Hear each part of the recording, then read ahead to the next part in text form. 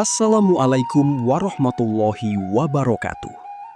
Salam budi, salam luhur, dan salam sejahtera untuk kita semua sanak saudara sekalian. Puji syukur kita panjatkan ke hadapan Allah Subhanahu wa Ta'ala yang telah memberikan nikmat iman, kesehatan, dan kesempatan bagi kita untuk bertemu kembali dalam kesempatan yang penuh hikmah ini.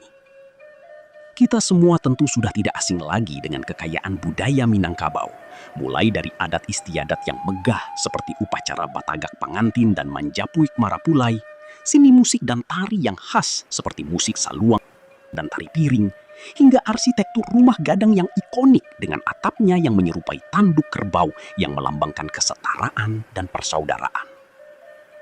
Namun, selain semua keindahan dan kebesaran budaya yang tampak ini, tanah air kita yang penuh dengan gunung, lembah, dan sungai yang mengalir juga menyimpan sisi mistis yang cukup populer di kalangan masyarakat lokal maupun luar daerah. Di hampir setiap daerah di Indonesia, kita dapat menemukan cerita rakyat atau legenda mistis yang menjadi bagian tak terpisahkan dari identitas budaya setempat.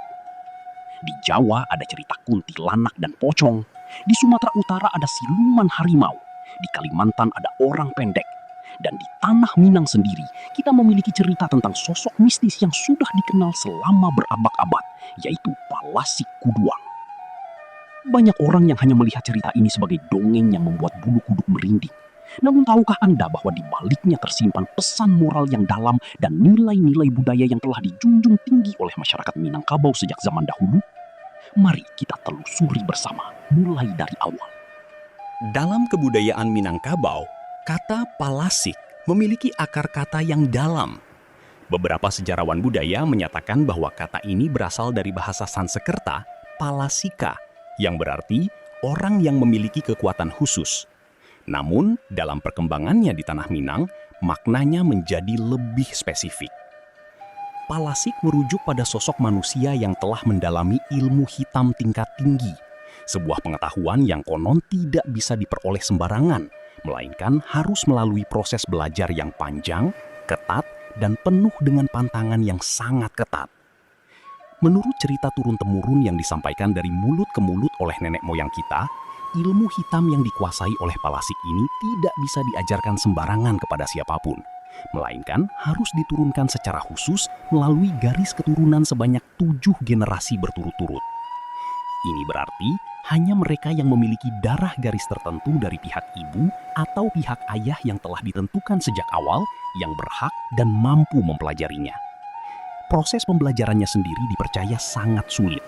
Calon Palasik harus menjalani berbagai ujian, tinggal di tempat terpencil seperti gua atau hutan lebat selama bertahun-tahun, serta mematuhi pantangan-pantangan yang sangat ketat, seperti tidak boleh makan makanan tertentu, tidak boleh berbicara dengan orang banyak, dan harus menjaga kesucian diri dalam berbagai aspek. Istilah kuduang dalam bahasa Minang memiliki arti yang sangat dalam dan kuat, merujuk pada sesuatu yang terputus, tercerai-berai, atau terpisah dari bagian utamanya. Kata ini juga sering digunakan untuk menggambarkan hubungan yang telah putus atau sesuatu yang tidak lengkap lagi.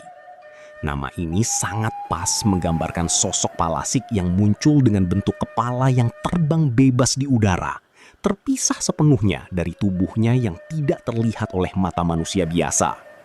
Bentuk yang paling sering dipercaya muncul adalah kepala yang bisa terbang dengan cepat dan lincah di malam hari, menyusuri jalan-jalan sepi yang sering dilewati oleh orang-orang, atau mengitari rumah-rumah di desa-desa terpencil yang berada di pinggiran hutan atau dekat sungai. Meskipun sering digambarkan sebagai makhluk yang menakutkan, kita perlu memahami bahwa cerita tentang Palasik Kuduang tidak hanya sekedar cerita horor belaka, melainkan memiliki makna yang lebih dalam kehidupan masyarakat Minang. Menurut cerita turun-temurun yang telah ada selama berabad-abad, Palasik Kuduang secara luas dikenal dengan kebiasaan atau hobi yang sangat ditakuti oleh masyarakat, yaitu mengisap ubun-ubun bayi yang baru lahir atau masih dalam usia sangat muda, biasanya di bawah usia 1 tahun, sebagai tumbal untuk memelihara kekuatan ilmu hitamnya. Konon, energi yang terkandung dalam ubun-ubun bayi yang masih lembut dan suci dianggap sebagai sumber kekuatan utama bagi Palasik untuk menjaga kemampuan mistisnya tetap kuat dan tidak memudar seiring berjalannya waktu. Semakin banyak energi yang mereka peroleh, semakin kuat pula kekuatan yang mereka miliki. Namun demikian, hal ini juga dipercaya akan membuat mereka semakin terjerumus dalam kegelapan dan semakin jauh dari kebaikan. Masyarakat Minang percaya bahwa Palasi Kuduang biasanya akan datang pada malam hari, terutama ketika bulan sedang gelap atau ketika ada badai yang mengguyur daerah tersebut, menjadikan suasana malam semakin gelap dan penuh dengan ketenangan. Ada juga yang mengatakan bahwa Palasik lebih suka datang pada malam hari ketika ada kelahiran bayi baru di suatu rumah, karena mereka bisa merasakan energi suci yang dikeluarkan oleh bayi tersebut dari jauh.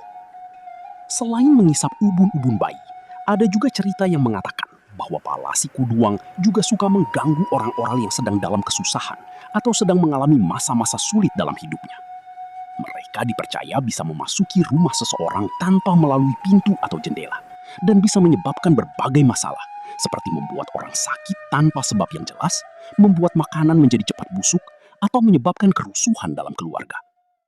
Namun, kita perlu memahami bahwa cerita-cerita ini tidak sepenuhnya benar dalam arti harfiah, melainkan lebih sebagai cara masyarakat leluhur untuk menjelaskan fenomena-fenomena yang belum bisa dijelaskan dengan ilmu pengetahuan pada masa itu, seperti penyakit misterius pada bayi atau masalah kesehatan yang tidak diketahui penyebabnya.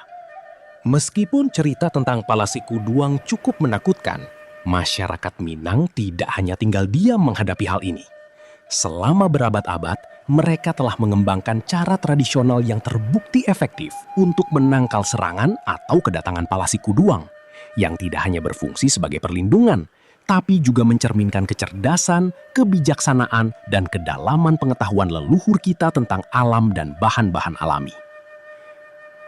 Cara utama yang paling umum adalah dengan membuat jimat pelindung yang terbuat dari berbagai bahan alami yang dipercaya memiliki kekuatan magis untuk mengusir kekuatan jahat. Mari kita bahas satu persatu bahan-bahan tersebut dan makna di balik pemakaiannya. Pertama, cengkih. Bahan ini dipercaya bisa menusuk dan mengganggu gerakan Palasik ketika mereka mencoba mendekati bayi. Selain itu, cengkih juga memiliki aroma yang khas yang dipercaya tidak disukai oleh makhluk mistis. Dalam budaya Minang, cengkih juga sering digunakan dalam upacara adat sebagai simbol kebersihan dan kesucian. Kedua, kunyit. Dengan warna jingga yang cerah, kunyit dipercaya mampu memantulkan energi negatif dan melindungi bayi dari pengaruh buruk. Selain itu, kunyit juga dikenal memiliki khasiat obat yang baik untuk kesehatan bayi, terutama untuk menjaga kekebalan tubuh dan mencegah penyakit. Ketiga, lada hitam. Bahan ini bisa menghasilkan aroma tajam yang tidak disukai oleh makhluk mistis. Dalam budaya Minang, lada juga sering digunakan sebagai simbol perlindungan dari bahaya dan sebagai bahan untuk meningkatkan nafsu makan serta kesehatan pencernaan. Keempat, sirih sinawal. Ini adalah jenis sirih khas daerah Minang yang memiliki makna sakral dalam berbagai upacara adat. Sirih dipercaya mampu membersihkan energi negatif dan membawa keberkahan bagi keluarga. Penggunaan sirih juga menunjukkan rasa hormat kita terhadap alam dan bahan-bahan yang diberikan olehnya. Kelima, bawang putih.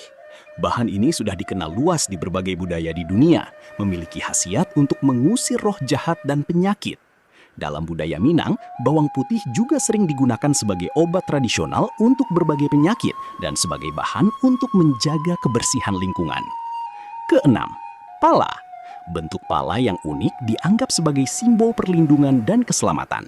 Pala juga memiliki aroma yang khas yang dipercaya bisa menenangkan jiwa bayi dan membuat mereka tidur lebih nyenyak. Selain itu, pala juga memiliki khasiat untuk meningkatkan kesehatan sistem saraf dan pencernaan. Semua bahan ini kemudian dibundel bersama dengan rapi menggunakan tali yang terbuat dari serat alam seperti tali rotan atau tali kapas yang juga memiliki makna simbolis sebagai penghubung antara manusia dengan alam. Setelah itu, jimat tersebut dipasang melingkar di bagian leher bayi atau digantung di dekat tempat tidur bayi, biasanya di pojok atas tempat tidur atau di dekat tirai yang menutupi tempat tidur bayi. Selain jimat tersebut, masyarakat juga memiliki berbagai pantangan dan kebiasaan lain untuk menghindari datangnya Palasi Kuduang. Di antara pantangan tersebut adalah tidak boleh menggendong bayi di luar rumah setelah matahari terbenam, karena dipercaya malam hari adalah waktu yang lebih rentan bagi makhluk mistis untuk muncul. Tidak boleh menyanyi atau berbicara keras di malam hari ketika ada bayi di dalam rumah, karena suara keras bisa menarik perhatian makhluk mistis. Tidak boleh membiarkan pintu atau jendela rumah terbuka lebar pada malam hari tanpa ada yang menjaganya, untuk mencegah makhluk mistis masuk ke dalam rumah. Tidak boleh menyebut nama makhluk mistis secara langsung di depan bayi, karena dipercaya bisa menarik perhatian mereka. Bahkan, beberapa keluarga yang sangat mempercayai legenda ini akan mengundang dukun atau tokoh adat yang berpengalaman untuk melakukan upacara pembersihan dan perlindungan pada bayi yang baru lahir. Upacara ini biasanya dilakukan dengan penuh hikmat dan rasa hormat, dengan membaca doa-doa dan menggunakan bahan-bahan alami yang sama dengan yang digunakan dalam pembuatan jimat. Upacara ini bukan hanya sebagai bentuk perlindungan ekstra, tapi juga sebagai cara untuk memberikan berkah kepada bayi dan keluarga. Di balik keseramannya yang sering menjadi sorotan dan membuat banyak orang merasa takut, cerita tentang Palasi Kuduang sebenarnya menyimpan pesan moral yang sangat dalam dan nilai-nilai budaya yang telah menjadi landasan kehidupan masyarakat Minangkabau selama berabad-abad. Pertama dan yang paling utama, cerita ini mengingatkan kita akan pentingnya menjaga kesucian dan keamanan anak-anak, terutama bayi yang masih sangat lemah dan rentan. Di dalam budaya Minang, anak-anak selalu dianggap sebagai anugerah dari Allah Subhanahu wa Ta'ala dan sebagai harapan masa depan bagi keluarga serta masyarakat. Oleh karena itu, setiap orang memiliki tanggung jawab untuk melindungi dan merawat mereka dengan sepenuh hati. Ini mencerminkan nilai budaya kita tentang rasa cinta, kasih sayang, dan tanggung jawab terhadap generasi muda, bahwa setiap anak adalah amanah yang harus kita jaga dengan baik. Kedua, legenda ini menjadi peringatan yang sangat kuat tentang bahaya yang bisa muncul ketika seseorang terlalu haus akan kekuasaan dan kekuatan, hingga rela mengorbankan orang lain yang tidak bersalah, termasuk bahkan bayi yang masih belum bisa melindungi diri sendiri. Dalam ajaran Islam dan juga dalam falsafah hidup masyarakat Minang, kita diajarkan untuk mencari kekuatan dan kebaikan dengan cara yang benar, tidak dengan menyakiti atau merugikan orang lain. Cerita tentang Palasi Kuduang menunjukkan bahwa mencari kekuatan dengan cara yang salah akan membuat kita terpisah dari kemanusiaan kita sendiri, seperti Palasik yang terpisah dari tubuhnya dan akan membawa malapetaka bagi diri kita sendiri maupun orang lain. Ketiga, nilai-nilai tentang kerjasama dan solidaritas masyarakat sangat tercermin dalam cara masyarakat bekerja sama untuk melindungi satu sama lain dari bahaya yang tidak terlihat. Ketika ada keluarga yang memiliki bayi baru lahir, tetangga dan keluarga besar akan datang membantu dengan berbagai cara, mulai dari memberikan makanan, membantu merawat bayi, hingga memberikan nasihat tentang cara merawat dan melindungi bayi. Ini menunjukkan bahwa dalam budaya Minang, kita tidak hidup sendirian, melainkan sebagai bagian dari masyarakat yang saling membantu dan mendukung satu sama lain. Keempat, cerita ini juga mengajarkan kita untuk menghormati tradisi dan kepercayaan leluhur yang telah terbukti bermanfaat untuk menjaga keharmonisan hidup bersama. Meskipun kita hidup di zaman modern dengan berbagai kemajuan ilmu pengetahuan dan teknologi, kita tidak boleh melupakan akar budaya kita dan nilai-nilai luhur yang telah diwariskan oleh nenek moyang kita. Kelima, di balik semua itu, cerita tentang Palasi Kuduang juga memiliki makna ilmiah yang bisa kita pahami. Pada masa lalu ketika ilmu pengetahuan medis belum berkembang seperti sekarang, bayi memiliki risiko yang cukup tinggi untuk terkena penyakit atau bahkan meninggal dunia. Cerita tentang Palasi Kuduang bisa jadi merupakan cara masyarakat leluhur untuk menjelaskan fenomena ini, sekaligus sebagai cara untuk mengajarkan masyarakat tentang pentingnya menjaga kebersihan, kesehatan, dan keamanan bayi. Pantangan-pantangan yang ada sebenarnya memiliki dasar ilmiah yang kuat. Misalnya, tidak menggendong bayi di luar setelah malam hari bisa mencegah bayi terkena penyakit karena suhu yang dingin atau paparan kuman dan bakteri yang lebih banyak pada malam hari. Yang terpenting, cerita ini juga mengingatkan kita akan pentingnya menjaga keseimbangan antara keyakinan kita dengan akal sehat. Meskipun kita menghormati cerita dan tradisi leluhur, kita juga harus tetap mengutamakan kesehatan dan keselamatan anak-anak dengan cara yang ilmiah dan modern, seperti membawa bayi ke dokter untuk pemeriksaan rutin, memberikan makanan yang bergizi dan sehat, menjaga kebersihan lingkungan rumah dan sekitarnya, serta memberikan kasih sayang dan perhatian yang cukup kepada mereka. Demikianlah cerita yang panjang dan mendalam tentang Palasik Kuduang, sebuah legenda mistis yang telah menjadi bagian tak terpisahkan dari budaya dan identitas masyarakat Minangkabau. Kita telah melihat bahwa cerita ini bukan hanya sekadar dongeng yang menakutkan, melainkan sebuah wadah yang menyimpan pesan moral yang dalam dan nilai-nilai budaya yang sangat berharga.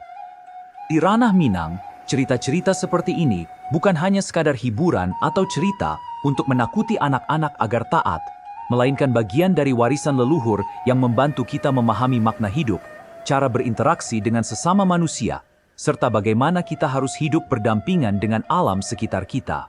Setiap cerita memiliki makna dan pesan yang ingin disampaikan, dan tugas kita sebagai generasi sekarang adalah untuk memahaminya dengan bijak dan meneruskan kepada generasi mendatang. Kita juga harus menyadari bahwa dalam dunia yang semakin modern dan serba cepat seperti sekarang, sangat penting bagi kita untuk tetap menjaga akar budaya kita dan tidak melupakan nilai-nilai luhur yang telah membuat kita menjadi apa adanya sekarang. Budaya adalah identitas kita sebagai bangsa, dan dengan memahami dan melestarikan budaya kita, kita juga membantu memperkuat persatuan dan kesatuan bangsa Indonesia yang kaya akan keberagaman. Semoga kita semua dapat mengambil pelajaran yang berharga dari cerita tentang Palasik Kuduang, menjaga cinta dan kasih sayang terhadap keluarga dan masyarakat, tidak mencari kekuatan atau keuntungan dengan cara yang salah atau merugikan orang lain, selalu menghormati tradisi dan kepercayaan leluhur kita, serta tetap terbuka terhadap perkembangan ilmu pengetahuan dan teknologi yang bisa membantu kita hidup lebih baik dan lebih sejahtera. Jika cerita ini bermanfaat dan memberikan Anda wawasan baru tentang budaya dan nilai-nilai luhur masyarakat Minangkabau, silakan tekan tombol suka untuk menunjukkan dukungan Anda. Juga jangan lupa untuk bagikan video ini kepada sanak saudara dan teman-teman Anda, agar mereka juga dapat mengetahui dan memahami lebih dalam tentang kekayaan budaya kita. Jangan lupa untuk berlangganan kanal Minang Mustika Jaya dan menekan lonceng notifikasi agar Anda tidak ketinggalan konten-konten menarik lainnya tentang budaya, adat istiadat, dan kearifan luhur masyarakat Minangkabau serta Indonesia secara luas. Juga jangan sungkan untuk berbagi cerita mistis atau legenda dari daerah Anda di kolom komentar di bawah ini. Kita bisa saling belajar dan memperkaya pengetahuan kita tentang kekayaan budaya Nusantara. Sebelum kita mengakhiri, saya ingin mengingatkan bahwa semua cerita mistis yang kita bahas dalam kanal ini disajikan sebagai bagian dari budaya dan tradisi yang perlu kita hargai, bukan untuk mempromosikan keyakinan yang tidak rasional atau untuk menakuti orang lain. Kita harus selalu berpikir dengan jernih dan menggunakan akal sehat dalam menghadapi segala sesuatu. Sekian pembahasan kita kali ini tentang legenda Palasik Kuduang. Sampai jumpa di pembahasan selanjutnya yang akan lebih menarik dan penuh hikmah. Wassalamualaikum warahmatullahi wabarakatuh.